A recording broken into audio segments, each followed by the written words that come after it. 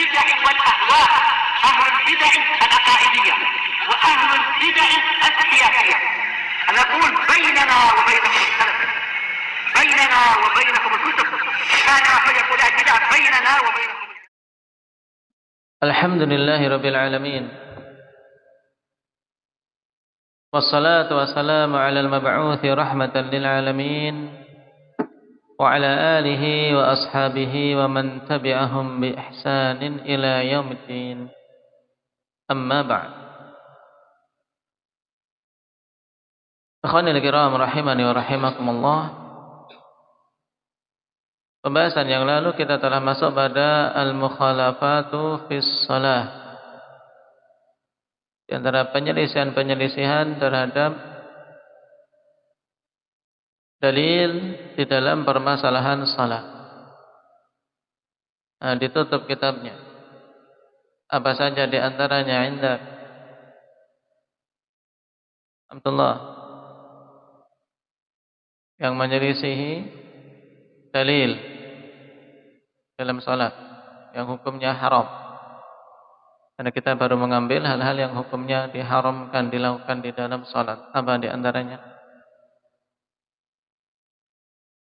Meludah ke arah kiblah di saat salat. Tayyib, hukumnya haram. Terus kalau pas pengen meludah gimana? Ke arah kiri di bawah kakinya kalau mungkin. Tapi saat ini hal yang seperti ini tidak memungkinkan kecuali seorang salat di apa? Di tempat terbuka atau salat sendirian di rumahnya. Terus bagaimana caranya?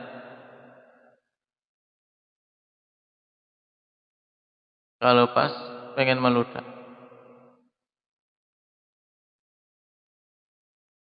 menggunakan tisu atau sapu tangan, ini lebih mudah. Kalau tidak punya pakai Imam Mahmud. Ya. Baik. Yang kedua apa?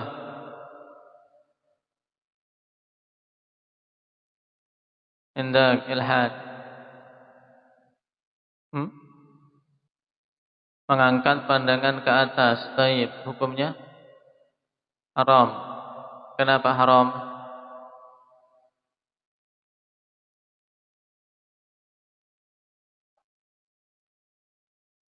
Jawaban umum dulu. Kenapa haram? Karena dilarang oleh Nabi sallallahu alaihi wasallam. Karena dilarang oleh Nabi sallallahu alaihi wasallam. Tapi bahkan diancam dengan ancaman yang keras. Apa ancamannya? Pandangannya tersambar sehingga buta. Dalam artian dihilangkan pandangannya, dibutakan matanya. Ini ancaman yang keras. Nah, maka jangan berani-berani mencoba-coba untuk mengangkat pandangan ke atas ketika sholat. Karena itu dilarang. Hal yang lain, apa Abdul Razak?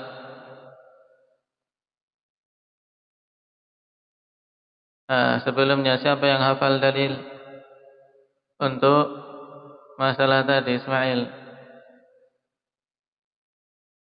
Rifki, kum faqra.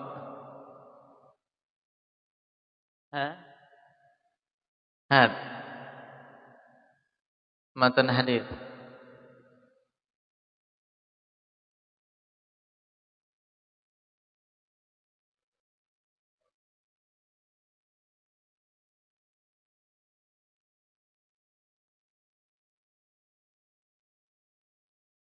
Fi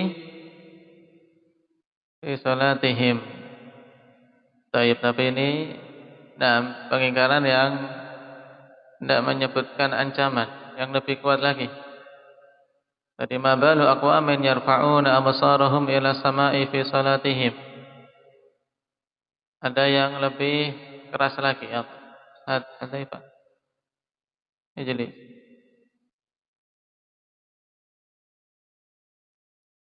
la yantahiyanna aqwamun yarfa'una absarahum ila sama'i fis shalah aw la tarji'u ilaihim. Hadis Jabir dalam Sahih Muslim. Hal yang dilarang yang lain. Abdul Razak tadi apa?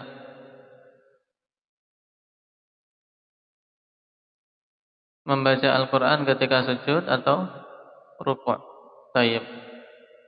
Loh, bukankah membaca Al-Quran itu seutama-utama zikir, kok dilarang? Karena tidak pada tempatnya. Karena Nabi SAW melarang ketika rukuk dan sujud jangan baca Al-Quran.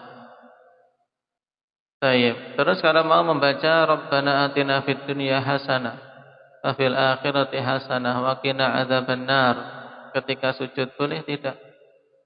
Azam. Hah? Boleh. Bukankah itu ayat Al-Quran?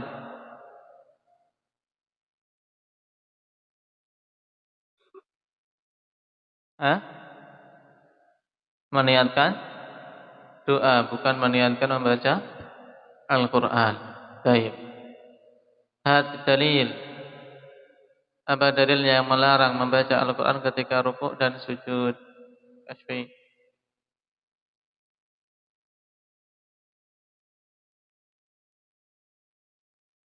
Waqi'an aw sajidan. Taib. Taib. Ala wa inni nuhitu an aqra al-Qur'ana raqi'an aw sajidan. Hadits riwayat Muslim inda Ibnu Abbas, an Ibnu Abbas radhiyallahu anhu. Dan jelas itu hukumnya muharram. Karena hukum asal dalam nahi menunjukkan haramnya perkara yang dilarang sampai datang dalil yang memalingkan dari hukum keharaman ini menuju kemakruhan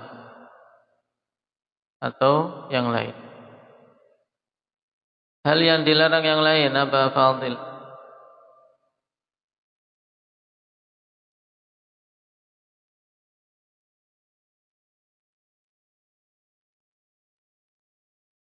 Baik.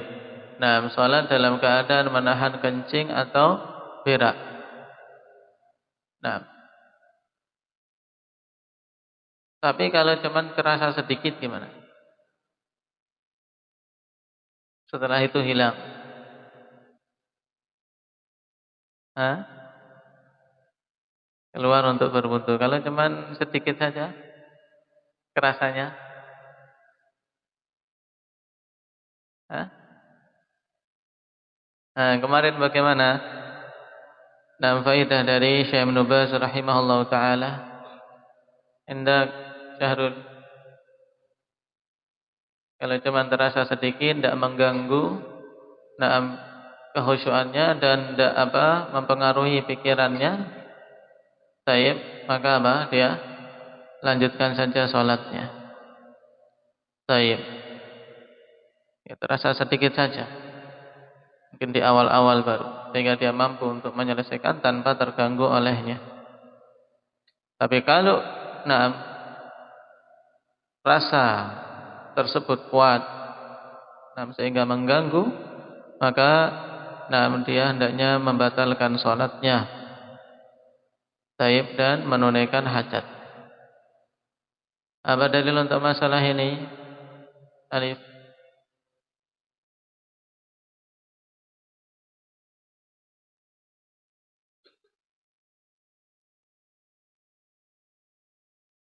Taib, la salata bihadratit ta'am wa la huwa yudafi'uhul akhbathan.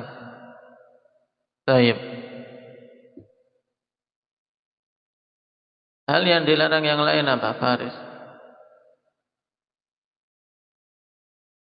Ikhtisar, maksudnya ikhtisar itu apa? Meletakkan tangan di pinggang. Taib, berkacak pinggang ketika salat. Nah, berkacak pinggang ketika salat atau malang kerik dalam bahasa Jawanya. Apa dalilnya, Hudzaifah? Lah, hadir kemarin kan? Antum jatah? Hah? Hadir. Baik. Aba Umar?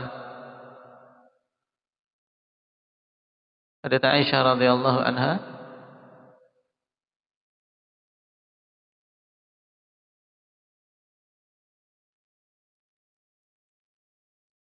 Taib. Nah, Rasulullah sallallahu alaihi wasallam an yusalli ar-rajulu mukhtasiran. Ini paling mudahnya. Taib. Ini hadis muttafaqun alaih dari Abi Hurairah. Juga dari Ibnu Umar dalam Sunan Abi Dawud. Nah, Rasulullah sallallahu alaihi wasallam an yusalli ar-rajulu mukhtasiran. Kemudian lafaz mukhtasiran diterjemahkan atau ditafsirkan dalam hadits Aisyah radhiyallahu anha. Taib, yaitu seorang meletakkan tangannya di khasirahnya, di pinggangnya. Kenapa kok dilarang ini? Yang seperti ini kok dilarang? Atau Nabi sallallahu alaihi wasallam melarang tersebut juga menyebutkan alasannya. Apa alasannya? Hendak kasih.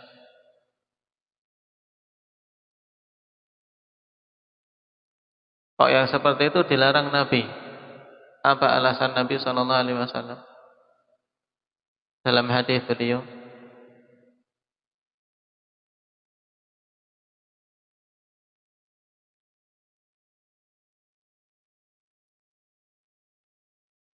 Apa Mursalin?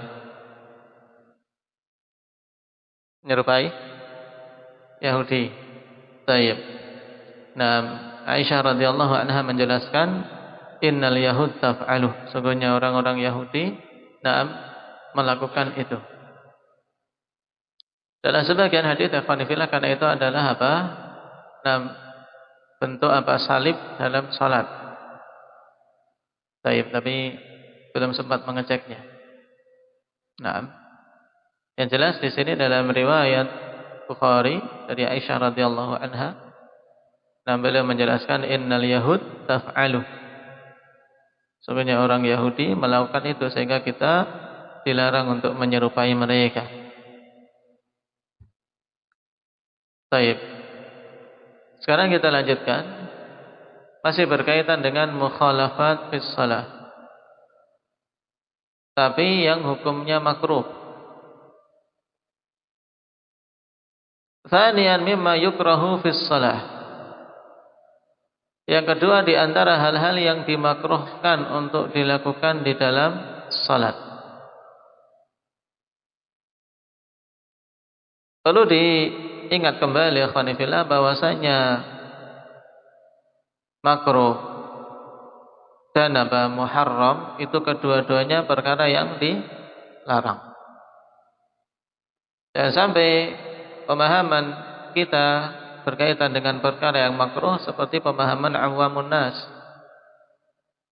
Nah, yang makruh itu berarti sudah dilakukan saja, tidak apa-apa. Ketika mendengar kata mustahab atau kata sunnah, berarti ditinggalkan tidak mengapa. Nah, ini pola pikir yang keliru. Nah, memang dari sisi hukum, seorang ketika meninggalkan perkara yang makruh tidak terkena dosa, tapi bukan berarti kemudian diremehkan. Karena makruh sesuatu yang dibenci, yang dilarang, walaupun pelarangannya tidak sampai tingkatan haram. Maka tentunya seorang muslim yang menginginkan untuk mendapatkan kecintaan dari Allah Subhanahu wa taala, ia berusaha meninggalkan hal-hal yang dibenci oleh Allah. Nah, walaupun tidak sampai tingkatan haram. Nah, dan seorang ketika meninggalkan hal-hal yang dimakruhkan, hal-hal yang dibenci, di dalam agama ini karena Allah Subhanahu wa taala, maka dia akan mendapatkan pahala. Sebagaimana seseorang meninggalkan keharaman, meninggalkan yang diharamkan oleh Allah Subhanahu wa taala, karena Allah, bukan karena takut celaan manusia, bukan karena sekedar malu. Nah, meninggalkan hal yang diharamkan ini mendapatkan pahala dari sisi Allah Subhanahu wa taala. Maka perkara yang makruh pun diusahakan seorang meninggalkannya. Tidak menerjangnya kecuali ketika ada suatu hajat, suatu kebutuhan. Sebagaimana kaidah yang bahwasanya al-makruh tazulu bil hajah. Kemakruhan itu bisa hilang dengan adanya suatu hajat. Jika kapan saja ada hajat, ada kebutuhan, maka kemakruhan tersebut terangkat. Tapi tanpa ada hajat, maka dimakruhkan, dibenci, dilarang, walaupun pelarangannya tidak sampai tingkatan haram. Ini seorang penuntut ilmu hendaknya memahami dengan baik, sehingga tidak terjatuh dalam tipu daya iblis yang menimpa banyak awamun nas. Sehingga bermudah-mudahan meninggalkan hal yang makruh yang kemudian akan menjadi tangga bagi mereka, sehingga mudah untuk dijerumuskan pada perkara-perkara yang haram. Sebagaimana ketika manusia telah tergoda dan tertipu oleh iblis untuk meninggalkan hal-hal yang disunnahkan, yang kemudian nanti akan menjerumuskan untuk bermudah-mudahan dalam meninggalkan yang diwajibkan. Nah, ini penting. Nah, sekarang perkara yang dimakruhkan yang pertama at-tatha'ub, menguap. Liqaulin Nabi sallallahu alaihi wasallam, at-tatha'ubu minasyaitan. Fa idza tatha'aba ahadukum falyaqdim mastata'. Menguap itu asalnya dari syaitan. Maka apabila salah seorang di antara kalian menguap, tahanlah semampu mungkin. Hadis dikeluarkan oleh Imam Muslim dari Abi Hurairah. Qauluhu falyaqdhim, al-qadhmu huwal imsak. Ya, diperintahkan falyaqdhim berarti apa? Tahanlah. Karena al-qadhmu maknanya al-imsak, yaitu menahan. Qala al-ulama rahimahumullahu taala, umira bi qadmi tatha'ubi wa raddihi wa wad'il yadi 'ala al-fam li'alla yablugha asyaitanu muradahu min tashwihi suratihi wa dukhulihi famahu wa dhahkihi minhu. Nabi SAW atau seseorang yang menguap ini diperintahkan untuk menahan dari menguap. Jadi dia lawan. Nah, ini tingkatan yang paling pertama yang hendaknya ditempuh dulu. Dia lawan untuk ditahan semampu mungkin. Nah, dan raddih, dia tolak. Serta diperintahkan untuk meletakkan tangan di mulut, ditutup, berusaha ditutup rapat, ya. Bukan maksudnya di sini ditutup ya gini ya, masih bolong. Sebagian kalau di kitab tata krama itu, ya tata krama yang diajarkan itu kalau menutup ketika menguap kan ngepel gini. Ya masih bolong kalau nguapnya lebar. Nah, baik. Tapi berusaha ditutup, ya, sehingga tidak kelihatan, ditutup rapat. Kenapa? Li'alla yablugha syaitan murada.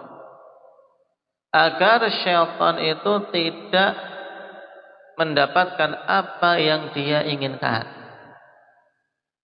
Sekarang apa yang dia inginkan dari hal ini? Min tashwihi suratih. Min yang seperti ini min abain. Min yang seperti ini min apa namanya? Ismail.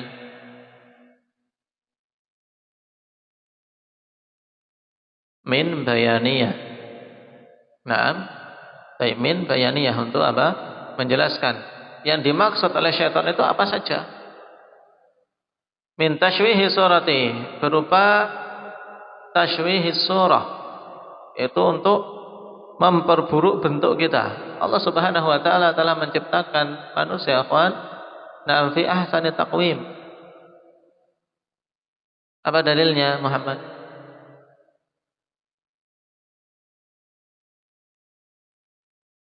Surat At-Tin.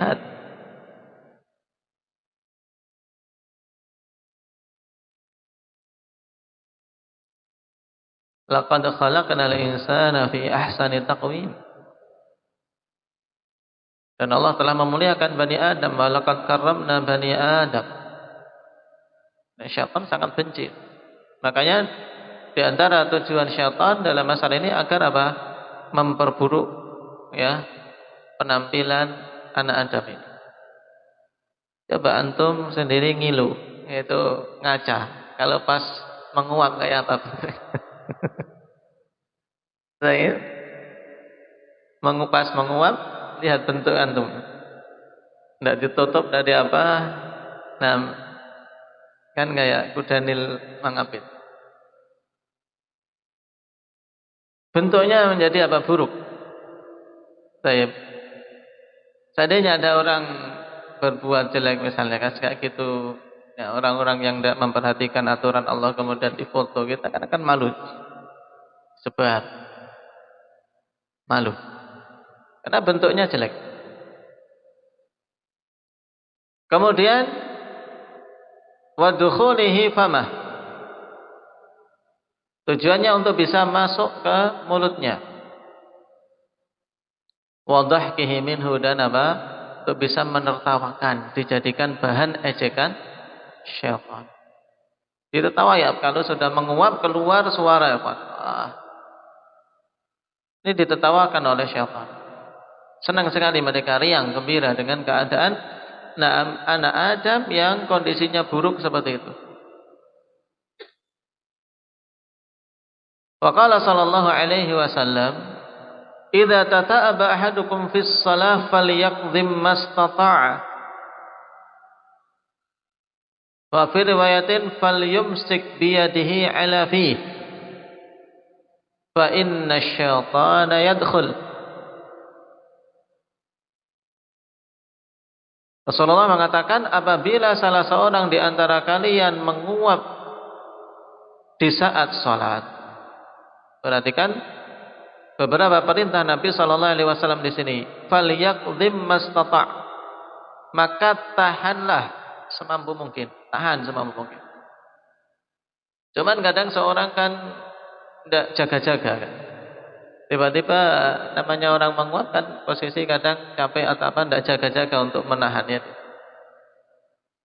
Nah, maka dalam riwayat yang lain akhwanillah dikatakan falyumsik biyadihi ala fi. Nabi sallallahu alaihi wasallam juga memberikan bimbingan karena kalau menahan tanpa meletakkan tangan biasanya kebobolan, masih kebuka mulutnya. Dia tahan ya. Dalam riwayat yang lain, maka falyumsik biyadih, yaitu pegang dengan tangannya mulutnya itu. Ya. Namanya falyumsik bukan gini. Sebagian seperti ini, dibalik yang untuk nutup apa? Punggung tangannya ini keliru. Nah, falyumsik itu kan megang. Bukan pula apa digenggam gini, tutupkan. Tapi Nabi sallallahu alaihi wasallam katakan falyumsik, jadi pegang mulutnya. Nah, baik. Pegang dengan tangannya mulutnya itu sehingga apa? Tertutup. Fa inna syaitana yadkhul, karena sungguhnya syaitan itu akan masuk. Ketika seorang menguap tidak melakukan itu, nah berarti apa? Berarti rentan sekali syaitan masuk. Wa qala sallallahu alaihi wasallam, ini hadis Nabi Abi Sa'id Al-Khudri radhiyallahu anhu. Wa qala sallallahu alaihi wasallam at-tata'ubu minasyaitan. Fa idza tata'aba ahadukum falyaruddahu mastata'. Fa inna ahadakum idza qala ha dhahika syaitan.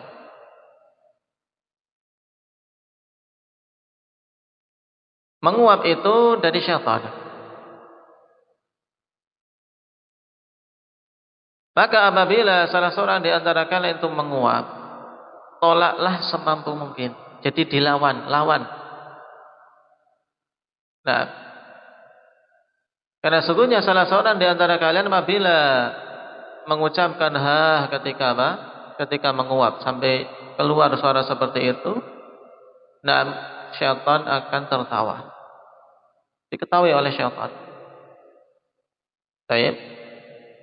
Kenapa? Karena syaitan itu sangat senang ketika melihat anak Adam ini kelihatan lemah. Karena menguap dalam kondisi seperti itu kan menunjukkan kelemahan karena dia sudah menyerah. Kan orang kalau sudah keluar hal kan dia nyerah, dia loskan ya. Antum rasakan aja kalau pas suatu saat lalai, tidak terpikir dalam diri kita untuk menunaikan sunnah yang dibimbingkan Nabi di saat menguap. Ketika menguap keluar itu dia loskan, dia nyerah sudah, seakan-akan sudah los, kalah dia. Maka diketahui oleh syaitan, berhasil dia ini. Berarti dari beberapa hadis dan riwayat ini, ikhwanifillah, kalau kita perhatikan, Nabi SAW bimbingkan ketika seseorang itu menguap, yaitu dengan menahan, berusaha menolaknya. Makna menahan itu dia berusaha tolak, ya, tolak. Kemudian apa? Dibantu dengan tangan. Nah, tangannya dipegangkan ke mulutnya. Nah, makna dipegangkan fal yumsik ya berarti apa? Batinul kaf, ya, bagian dalam telapak tangan ini yang dipegangkan ke mulut. Baik. Sebagian cuma dua gini. Nah, ini keliru lagi. Ini tidak nutup, ini cuma apa? Sebagian orang tua ketika anaknya menguap cuma tetapkan jari satu. Nah, ini kan tidak ada fungsinya. Nah, tidak ada fungsinya. Baik. Makanya adab ini akhwanifillah hendaknya betul-betul ditekankan pada anak-anak semenjak dini untuk menutup ketika menguap, menutup mulutnya. Namanya anak kecil, nah biasanya lalai. Hanya orang tua, kemudian siapa yang melihat untuk mengingatkan sunnah tersebut. Jangan sampai kita membuat musuh kita kegirangan, senang merasa telah menang, yaitu syaitan. Wa qauluhu sallallahu alaihi wasallam minasyaitan, dikatakan dalam hadis menguap itu minasyaitan. Udhifa ila syaitan li'annahu huwa alladhi yad'u ila i'ta'in nafsi syahawatiha, ila i'ta'in nafsi syahawatiha. Wat tatha'ubu yakunu ma'a mailil insani ilal kasali wan naum wat tathaquli 'anit ta'at. Diidhafahkan menguap itu kepada syaitan. Kenapa, ikhwan? Kok dikatakan menguap itu dari syaitan? Dikarenakan syaitanlah yang menyeru. Nah, untuk seseorang itu memberikan kepada hawa nafsunya apa yang diinginkan. Syaitan kan dorongnya itu terus. Apa yang diinginkan syahwat. Nah, syahwat kita ingin kemana, atau hawa nafsu kita ingin kemana, syaitan itu mendorong kita untuk apa? Untuk mengikutinya. Ittiba'us syahawat. Itu adalah apa? Seruan syaitan. Nah,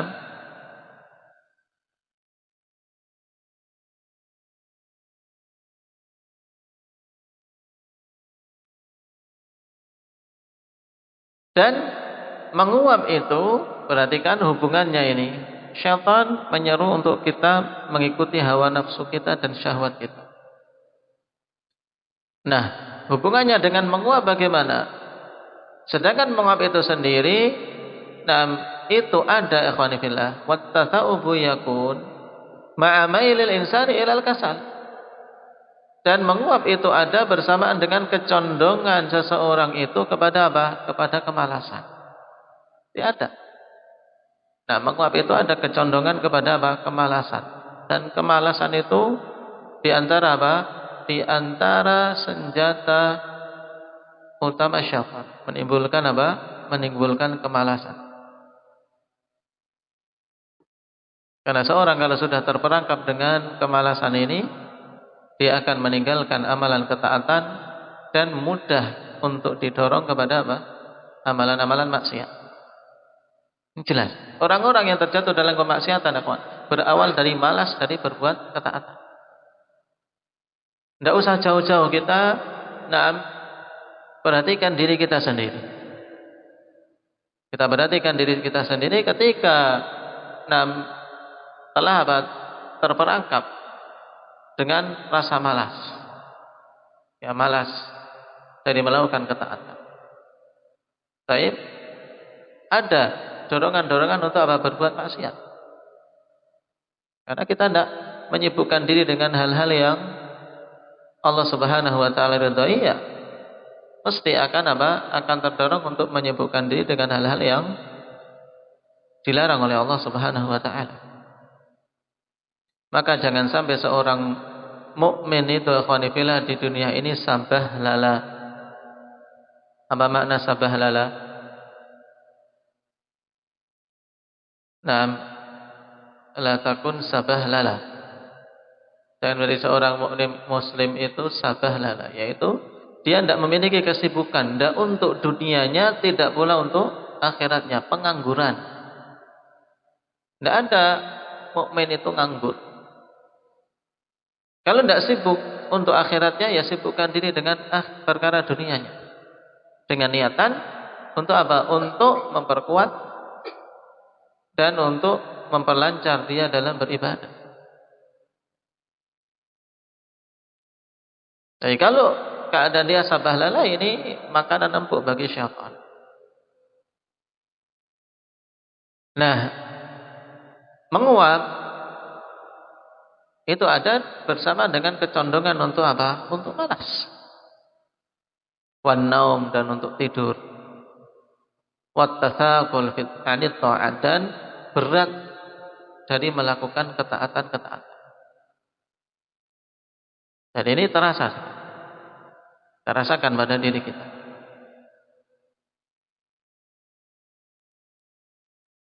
Oleh karena itulah perkara-perkara ini akhwani fillah, hendaknya penuntut ilmu berusaha untuk apa? Untuk mengatasinya. Baik,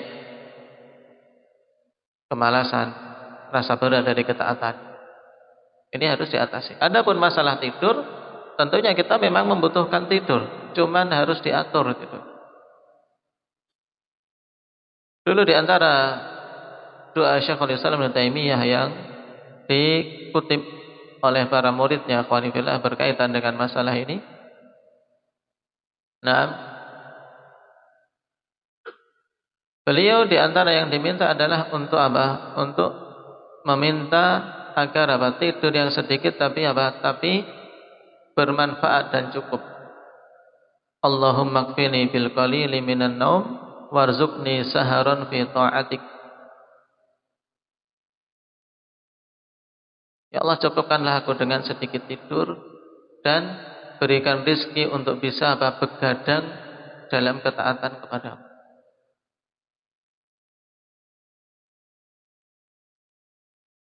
Nah, mereka ini yang betul-betul apa? Menghargai waktu. Karena waktu tidur ya kita tidak berbuat apa-apa. Cuman masih mending yang seperti ini daripada ketika melek tapi bermaksiat. Cuman seorang talib ikhwani fillah yang waktunya berharga, maka tidurnya diatur.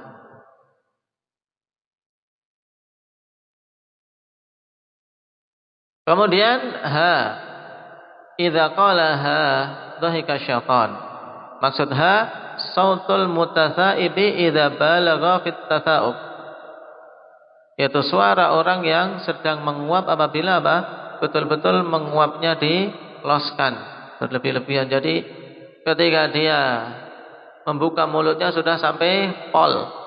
Ya, ini sudah lega, paling leganya sampai keluar sambil ngulet, ya kan? Sambil ngulet sambil keluar suara itu. Nah, yang seperti ini dhahika syaitan. Syaitan menertawainya, ketawa padanya. Farahan bitaghallubi alaih. Farahan bitaghallubi alaih. Apa i'rab farahan?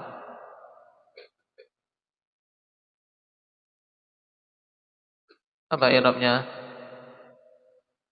Indak Rifki.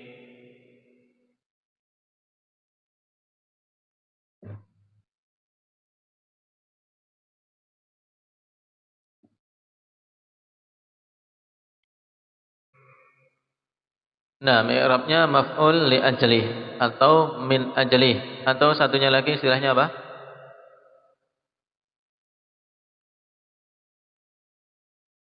Maf'ul lah. Baik. Maf'ul lah untuk menunjukkan ta'lil. Kenapa? Karena bahagia dengan kemenangannya atas orang itu. Kalah dia sudah menyerah dengan menguapnya. Baik. Sehingga ketika seorang menguap ikhwani fillah dengan apa? Tidak memenuhi bimbingan Nabi sallallahu alaihi wasallam yang seperti ini, dia terjatuh dalam kemakruhan. Terjatuh dalam kemakruhan. Baik, diingat-ingat apa bimbingannya tadi ketika seorang terdorong untuk menguap. Yang dilakukan apa saja? Afif. Menahan sekuat mungkin. Yang kedua, menutup dengan apa? Tangannya. Dia pegang mulutnya. Menutup ini dengan apa? Memegang. Nah, banyak terjadi kekeliruan di sini. Banyak terjadi kekeliruan ketika apa? Ingin menutup mulutnya. Baik, kalau kita perhatikan lafaz tadi, fal yumsik biyadihi ala fi. Berarti dipegang. Betul-betul apa? Dipegang. Tidak dengan punggung tangannya, tidak pula dengan mengepal. Tidak pula dengan sekedar 6 jari-jarinya. 1 jari, 2 jari tidak cukup. Kenapa? Tetap masih akan terbuka. Baik, ini yang pertama. Dan bimbingan ini ikhwanifillah berlaku ketika salat maupun di luar salat. Jika seorang mendapati menguap atau dorongan menguap, maka segera apa? Segera tunaikan apa yang dibimbingkan oleh Rasulullah sallallahu alaihi wasallam tadi. Dan saling mengingatkan. Kenapa? Karena posisi menguap kan memang posisi lemah. Seorang kadang ngeblank, lalai dengan bimbingan itu, sehingga ya jangan mencela satu sama lain. Diingatkan saja ketika temannya menguap kok tidak menutup mulutnya. Diingatkan, tutup mulutnya. Apalagi anak-anak kecil, untuk sering-sering kita mengingatkan mereka ketika menguap untuk menutup mulutnya. Baik, yang kedua, dari perkara yang dimakruhkan di dalam salat, al-iltifatu li ghairi hajah. Menoleh tanpa ada kebutuhan.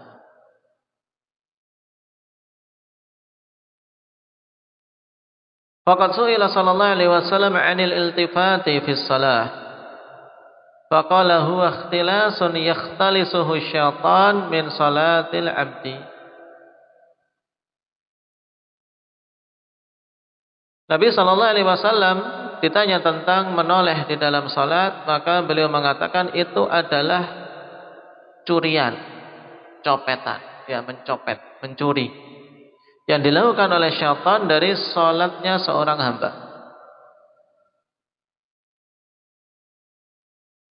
Hadis dikeluarkan oleh Imam Bukhari dari Aisyah radhiyallahu anha. Coba dicek ya, jadi Muslim juga.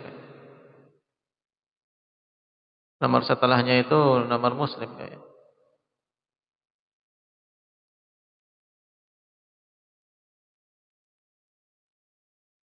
Coba dicek kalau enggak. Yang jelas hadits Aisyah radhiyallahu anha di sini dalam As-Sahih.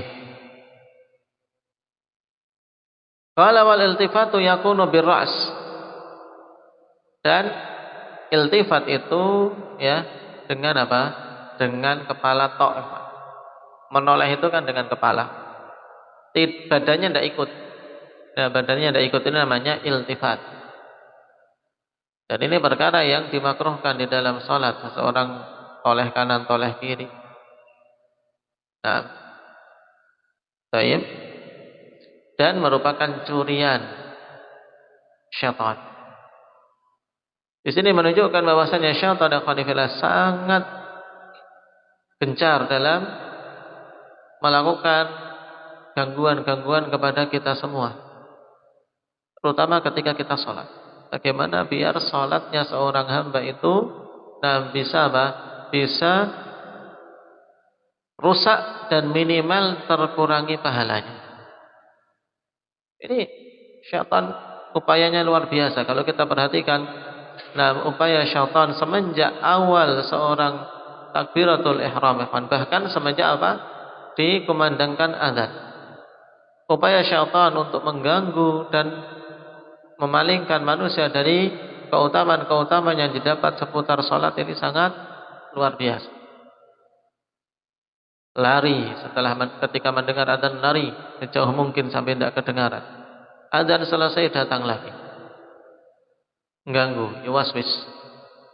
Selesai azan selesai azan dia datang. Ketika iqamah dia lari biar enggak dengar iqamah. Selesai iqamah datang lagi, menimbulkan was-was, ganggu orang-orang yang mau salat, diganggu. Ada celah dalam shaf, dia akan berusaha masuk. Maka kita diperintahkan untuk apa? Untuk tidak memberi celah, sehingga merapatkan shaf. Itu diperintahkan. La tad'u furujatin lisyaitan, jangan kalian tinggalkan celah-celah untuk syaitan. Karena semakin banyak celah ya syaitan semakin apa? Semakin banyak peluang untuk masuk dan menggoda. Kemudian dia lancarkan godaan-godaannya, menimbulkan was-was. Kemudian memunculkan hal-hal yang tadinya tidak diingat. Udhkur kada wadhkur kada lima lam yadhkur qabl. Ingat ini, ingat itu, dari hal-hal yang awalnya tidak diingat. Ini syaitan. Ketika sholat diantaranya ini berusaha mencuri, mencuri sholatnya seseorang sehingga terkurangi pahalanya. Yang namanya sesuatu dicuri kan ada yang terkurangi. Ikhtilasun yakhtalisuhu syaitan min salatil abd. Baik. Berarti ini nomor Bukhari juga. Hadis huwa ikhtilasun yakhtalisuhu syaitan min salatil abd. Infarada bihil Bukhari an Aisyah radhiyallahu anha. Waqad dhahaba al-jumhur ila karahati dzalika ma lam yastadbiril qiblah wa in istadbaraha batalat salatuh. Dan jumhur ulama berpendapat tentang makruhnya perkara itu selama dia tidak membelakangi kiblah. Kapan saja dia membelakangi kiblah maka salatnya batal. Nah, menoleh akhwani fillah sampai apa? Sampai dia menolehnya membelakangi kiblah. Nah, istidbarul kiblah, dia belakangi kiblah, menoleh, maka batal salatnya. Qala al-Imam Asy-Syaukani rahimahullahu taala fi Nailil Awtar, wa hadithul babi tadullu ala karahatil iltifati fi shalah, wa huwa qaulul aktsar wal jumhur ala annaha karahatut tanzih ma lam yablugh ila hadd istidbaril qiblah. Ini kesimpulan Imam Asy-Syaukani dalam Nailul Awtar. Hadis-hadis bab dalam masalah ini menunjukkan tentang makruhnya menoleh di dalam salat. Dan ini pendapat mayoritas. Jumhur menyatakan bahwasanya kemakruhan ini karahatut tanzih, yaitu apa? Dibencinya ini dibenci yang sifatnya makruh, tidak sampai haram. Selama tidak mencapai kadar membelakangi kiblah. Ini harus dicamkan. Kalau membelakangi kiblah maka batal salatnya. Karena saat itu dia telah apa? Kehilangan apa yang diperintahkan oleh Nabi sallallahu alaihi wasallam, "Nam fastaqbilil qiblah fakabbir." Diperintahkan untuk istiqbalul qiblah. Qala wal hikmatu fit tanfiri anhu ay al-iltifat ma fihi min naqsil khushu'i wal i'radi 'anillahi ta'ala wa 'adami at-tasmimi 'ala mukhalafati waswasati syaitan. Dan hikmah dari apa? Dari tanfir anhu. Maksudnya tanfir anhu yaitu apa?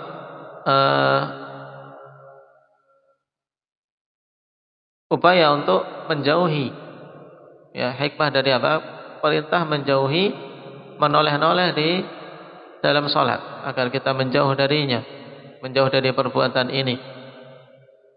Apa hikmahnya? Dikarenakan pada toleh-toleh di dalam salat itu naqsul khusyuk, pengurangan kekhusyuan. Khusyuknya jadi kurang. Dan itu jelas orang yang toleh-toleh dalam salatnya, nah, menunjukkan apa? Kurangnya khusyuk dia. Juga al-i'rad 'anillahi tabaraka wa ta'ala. Berpaling dari Allah Subhanahu wa ta'ala. Hikmah yang ketiga, adamit tasmim 'ala mukhalafati waswasati syaitan. Tidak adanya kekokohan. Nah, kebulatan tekad untuk apa? Menyelisihi waswas yang dilancarkan oleh syaitan, tapi dia ikuti saja. Ada suara sedikit, toleh. Ada mobil berhenti, toleh. Nah, di luar masjid misalnya noleh sana noleh sini. Ini hukumnya makruh. Tanbih, amal iltifatu lil hajati fala ba'sa bih. Adapun menoleh untuk suatu kebutuhan maka tidak mengapa. Baik. Nah, contoh kebutuhannya bagaimana? Perhatikan hadis akhwan. Lima rawahu Abu Dawud an Sahl bin al-Handaliyah. Qala thuwiba bis salati ya'ni salata subhi. Faja'ala Rasulullah sallallahu alaihi wasallam yusalli wa huwa yaltafitu ila sya'b atau ila sya'b. Naam, wa huwa yaltafitu ila sya'b. Wa kana arsala farisan ila sya'b min al-laili yahrus.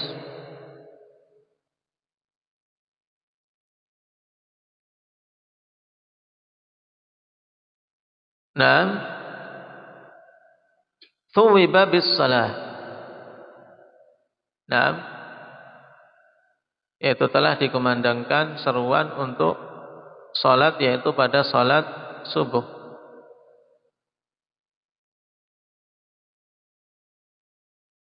Maka Rasulullah sallallahu alaihi wasallam pun salat dalam keadaan beliau menoleh ke arah Syam, ke arah lembah. Dan adalah beliau telah mengutus seorang penunggang kuda menuju lembah tersebut di malam hari untuk berjaga-jaga. Nah, ini ada hajah. Apakah yang diutus tadi, yang dikirim tersebut sudah pulang atau belum? Ini ada hajah.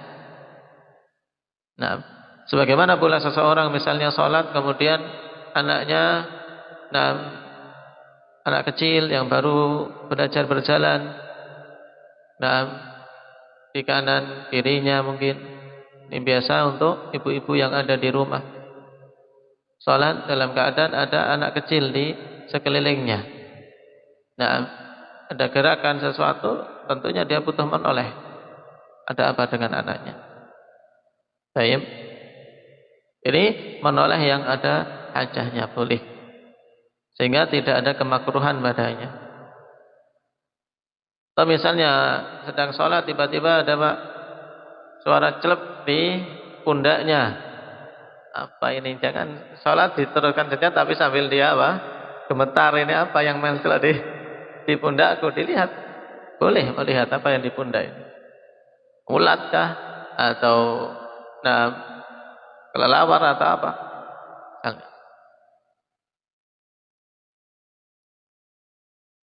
Ini hajah. Jadi iltifat untuk suatu kebutuhan maka boleh.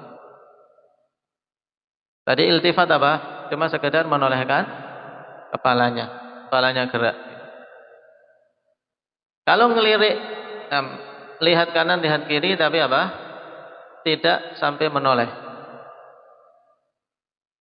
Maka ada tanbih di bawahnya, ikhwan, kadzalikan nadharu yaminan wa shimalan bidunil iltifat.